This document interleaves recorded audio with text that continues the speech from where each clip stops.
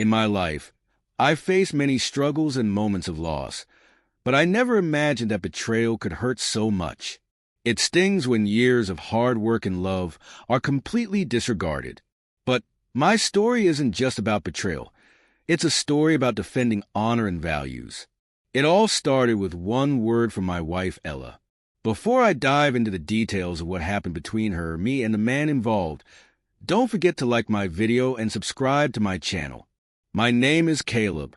I'm 52 years old, and I've spent my life building my own business. I lost my father when I was young, but I managed to take over a small garage and transform it into the business I have today. I own a modest car dealership. Not extravagant, but something I built with my own effort. People know me for my honesty, and that means everything to me. I met Ella 25 years ago when she was a second-year law student. I admired her intelligence, ambition, and her ability to handle adversity.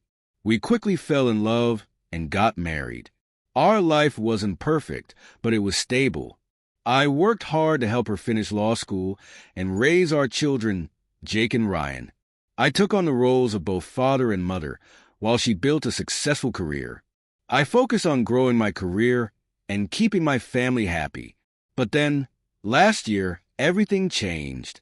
Ella received an offer from a prestigious law firm with a higher salary, a better position, and an office overlooking the city. She was excited to join the firm and couldn't stop talking about her new boss, Grant. Grant is an incredible leader, very smart, she said at the time. I wasn't the jealous type, so I trusted her after everything we had been through together over 25 years. But over time, I began to notice subtle changes. At first, they were small things. She started dressing more stylishly, wearing unfamiliar perfumes when she came home, and constantly staring at her phone as if hiding something. I told myself there might be a simple explanation, maybe work stress. But then, her working hours grew longer. Business dinners became more frequent, and weekend activities increased. I felt trapped by the fake calm she displayed whenever I asked her about it. The real shock came one night when I decided to confront her.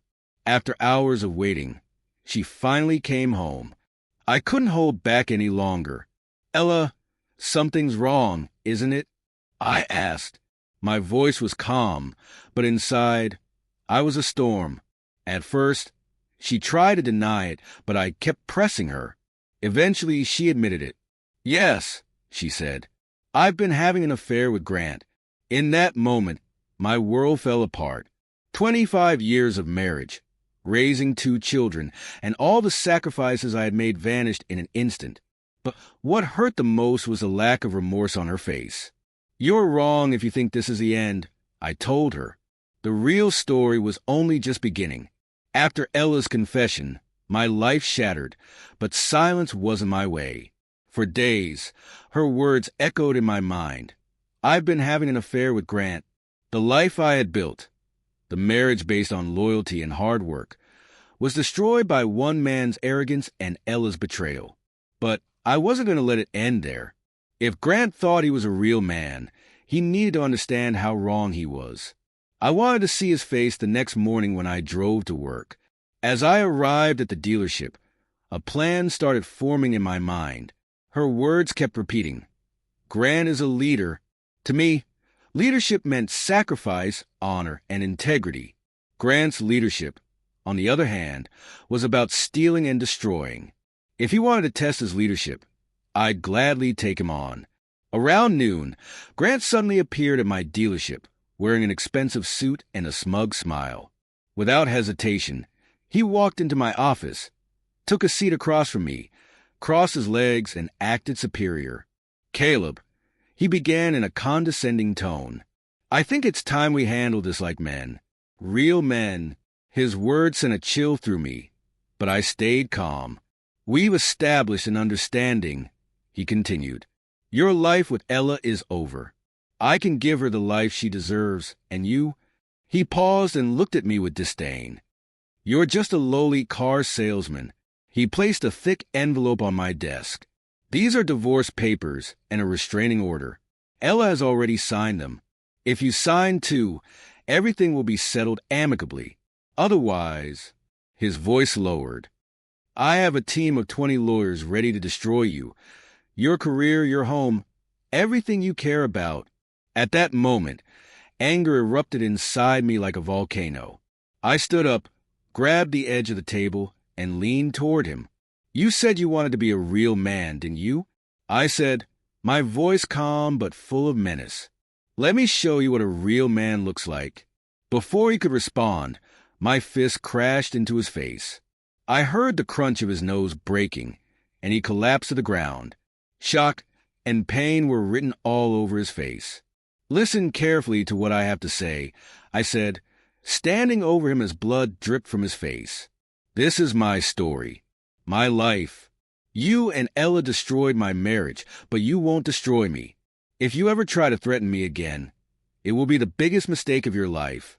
Grant hurriedly stood up and left my office without a word. But that was just the beginning. I still had to face Ella and settle things once and for all. That evening, when I arrived home, Ella was sitting in the living room. I'll never forget the look on her face. Whether it was guilt or regret, I couldn't tell. I couldn't be sure of her emotions, but one thing was unmistakable. My affection for her had vanished, and coexisting under the same roof had become intolerable. I need to ask you something, Ella, I said, my tone steady, though laced with repressed fury. After 25 years, all the sacrifices, all the memories, all the effort, none of it matters anymore. It doesn't make sense anymore. She lowered her gaze, silent. After a long pause, she exhaled deeply and began to speak. Caleb, you have to understand, I've changed. I've started to desire more. I just feel like I'm stuck in the same place with you. Grant says he can offer me the life I want. The mention of his name caused my fist to tighten. The life you want? Did you ever tell me you didn't want this life? Your happiness was my priority, Ella. But instead of talking to me, you chose to live a lie. Her expression shifted to one of defensiveness, tinged with irritation. Caleb, I made a mistake, yes. But Grant, there's nothing between us anymore. When he said you hit him in the office, I didn't even defend him. Her admission didn't lessen my rage. It only intensified it. Grant is no longer the issue. You are. Our marriage is finished. You and I are over.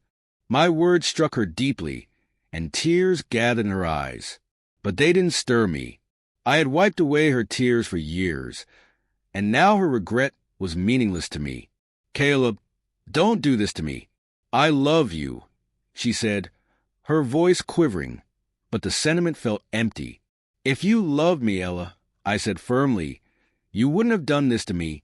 That was the end. Tomorrow morning, all your things will be at the door. I've cut off your access to our accounts. Take what you need and go. We're done. Her panicked expression oddly gave me a sense of satisfaction. The woman who had belittled me for years, who had sought alternatives, now desperately searched for a way out. You can't do this to me, she muttered. I'll hire a lawyer and take everything from you. I smiled quietly and pulled out the divorce papers from my jacket. If you sign them, you won't lose anything. The only thing you'll gain is what you're worried about now. But if you push me, I'll push back. Don't forget who I am, Ella. But I won't let you forget. At that moment, frustration flashed across her face as she grasped the weight of my words. She picked up the document and began reading. Tears filled her eyes, but this time, I didn't lift a finger to wipe them away. The next morning, she was gone. The house felt empty, and the room, once filled with joy and laughter, was now shrouded in silence. Despite everything, I felt a strange sense of peace. I had kept my dignity and identity intact, and that was more important than anything else.